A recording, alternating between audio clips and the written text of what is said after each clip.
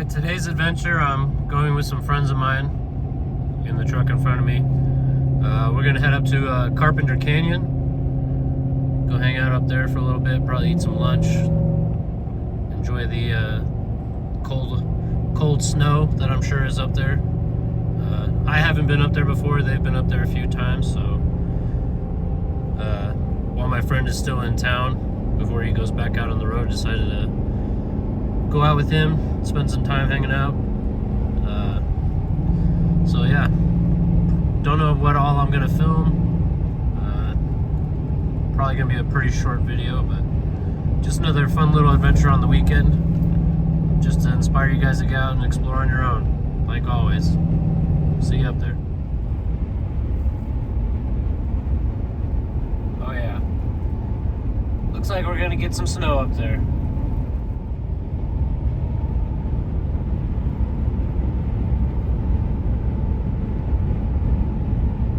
Currently 46 degrees right here, so I'm sure it's probably like 10 to 15 degrees colder up there.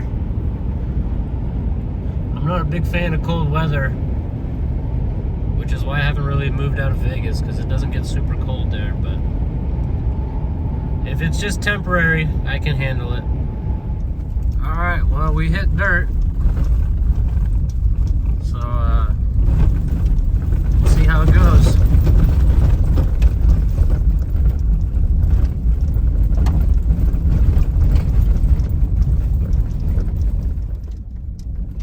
It's been a pretty mellow trail so far.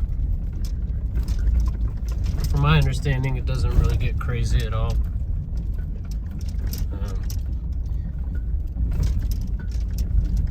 Haven't had anything come up in the trail that would require four-wheel drive. However, I already am in four-wheel drive just to make things easier. It's a lot easier on your rig, easier on your tires.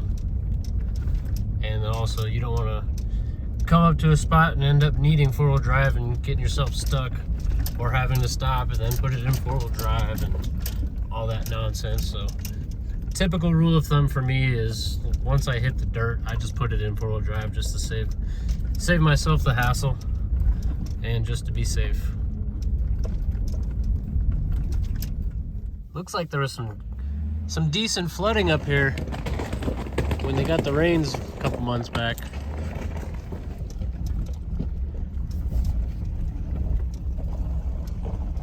I'm sure this isn't what this part of the trail looked like the last time my buddy came up here. But the trail is worn out enough that it's pretty obvious a lot of people come up here. Oh yeah, look, this is pretty nicely washed out up here.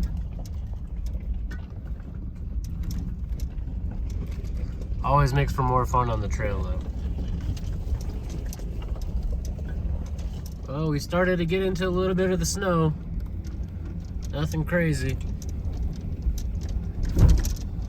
Still nice change of scenery from the regular boring desert stuff. Get up in the mountains. Some other trees other than Joshua trees.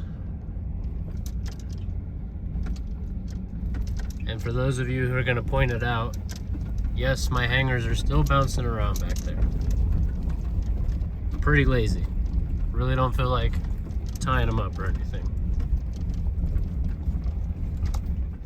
Alright, we're officially entering into Carpenter Canyon. And this is where the trail's going to get interesting with the snow. My buddy's already a little bit ahead. I stopped to get out and take this video real quick, but let's go catch up. Yeah, there's a lot more snow than I was anticipating up here. Probably 4 to 6 inches in some spots. As you can see, my buddy's got to get out and just kind of check the trail. We did cross over some spots already that were caused the suspension to flex. Pretty much full articulation both directions already. So things are looking interesting. Yeah, and a very interesting turn of events. So in the last clip, it looks like the trail went straight, which it did, but there was some severe flooding that caused it to wash out. So we actually had to drop down into this wash and then back into the trail. There has been some substantial flooding up here for sure. So I feel like there's going to be a lot of spots where we're going to have to get out and scope it out. I mean, there's a chance we may even get to some spots where we can't get past. Hopefully not, but we'll see. So we got out and walked. Luckily the trail like splits in a few different directions right here. It's easier to go the way he's going now. There's a pretty large rock in the middle right there. It's much easier to play it safe and go this way where there's no large rocks.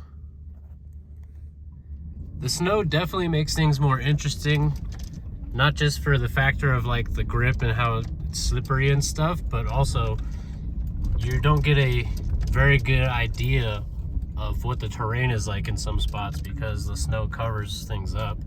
So you kind of gotta take it easy, pick your lines wisely, and if need be, get out and check like we have been doing in some spots. Definitely makes things interesting for sure. Yeah, like I was just saying, we had to stop and get out and walk up probably 50-60 yards, make sure this isn't anything too crazy. Obviously he's handling it pretty well and my truck will do the same. So got the heater blasting right now. It's 39 out there. My feet are cold from walking in the snow. I live a little more dangerously, or I'm just stupid. I'm dumb enough I would do this trail alone without even telling anybody I'm coming up here, and also probably wouldn't even get out to scope out the trail for most of these sections. However, it's better to play it safe. I know that's what my buddy's thinking, because it's not just him in the truck, it's also his wife and 4 kids, so he's got to take into consideration that he's got all of them, not just himself. So you don't want to put your family in any unnecessary danger. So there's a lot of factors to think about when you're out on the trail. Who you're with, who knows where you're at or don't know where you're at, that's a big concern. Like I said, I'm pretty stupid. I tend to just go out and not tell anybody anything. But yeah, make smart choices, people. Don't be like me. Well, I jinxed us. Got to a spot where obviously I'm looking ahead. He's driving in front of me. He stops to get out and look.